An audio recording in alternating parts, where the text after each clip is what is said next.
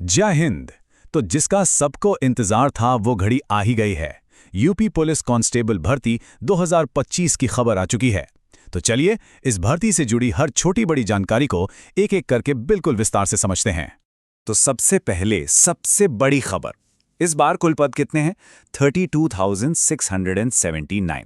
जी हाँ, 32,679 पदों पर भर्ती होनी है। ये उन सभी लोगों के लिए एक बहुत ही सुनहरा मौका है जो वर्दी पहनने का सपना देख रहे हैं और महीनों से इसकी तैयारी में लगे हुए थे। हाँ, ये बात सही है कि पिछली बार 60,000 से ज्यादा पद थे और इस बार ये संख्या थोड़ी कम लग सकती है, लेकिन इसको एक दूसरे नजरिए से देखिए। जब भर्तियां लगातार साल दर साल आती हैं तो पदों की संख्या थोड़ी कम होती ही है, और ये इस बात का संकेत है कि अब प्रक्रिया रेगुलर हो रही है, जो तैयारी करने वालों के लिए असल में एक अच्छी खबर है। तो ये तो थी भर्ती की एक बड़ी तस्वीर। अब आगे बढ़ते हैं और जानते हैं कि इस मौके का फायदा कौन और कैसे उठा सकता है।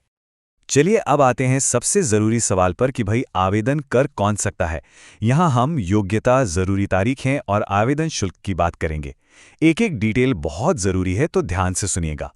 सबसे पहले तो ये तारीखें अपने कैलेंडर में मार्क कर लीजिए।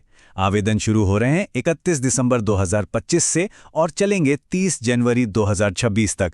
मतलब पूरा एक महीना मिलेगा, लेकिन मेरी सलाह है आखिरी दिन का इंतजार बिल्कुल मत कीजिएगा। और हाँ, अगर फॉर्म में कोई गलती हो भी जाए तो घबराना नहीं, उसे ठीक करने के लिए 2 फरवरी तक का समय भी मिलेगा।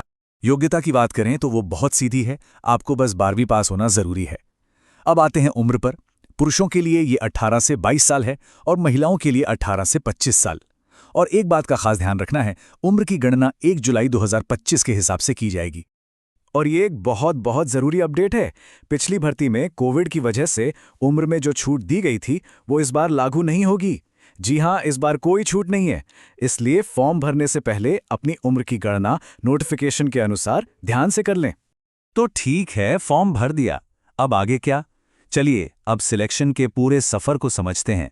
मतलब पहले कदम से लेकर वर्दी पहनने तक क्या क्या होगा।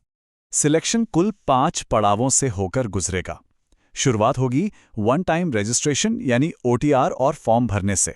इसके बाद जो सबसे बड़ी चुनौती है वो होगी ऑफलाइन लिखित परीक्षा। जो लोग इसे पार करेंगे वो देंगे फिजिकल टेस्ट और आखिर में होगा डॉक्यूमेंट वेरिफिकेशन, जिसके बाद ही अंतिम चयन होगा।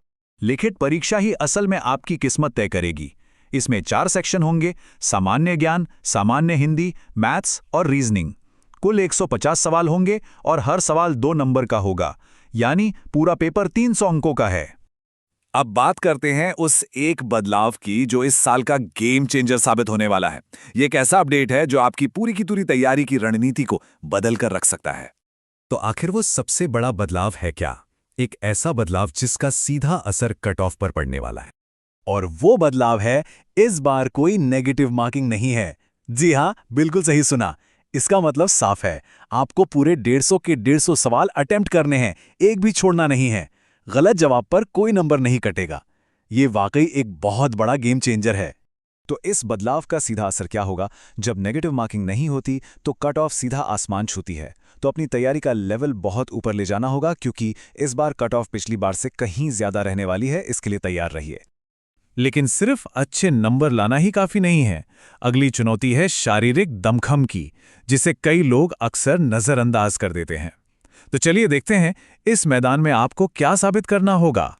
पुरुष उम्मीदवारों के लिए हाइट कम से कम 168 सेंटीमीटर होनी चाहिए और सीना 79 से 84 सेंटीमीटर। और सबसे बड़ी परीक्षा है दौड़ की। 4.8 किलोमीटर की दौड़ सिर्फ 25 मिनट में पूरी करनी है। महिला उम्मीदवारों के लिए हाइट कम से कम 152 सेंटीमीटर और न्यूनतम वजन 40 किलोग्राम होना जरूरी है। और दौड़ की चुनौती होगी 2.4 किलोमीटर, जिसे 14 मिनट में पूरा करना होगा। तो चलिए फटाफट 4 सबसे जरूरी बातें दोहरा लेते हैं। पहला, पद है 32,679। दूसरा, कोई नेगेटिव मार्किंग नहीं, मतलब कट ऑफ बहुत ज्यादा जाएगी। तीसरा, फिजिकल की तैयारी आज से अभी से शुरू कर दीजिए। और चौथा, फॉर्म भरते समय कोई भी गलती मत कीजिएगा।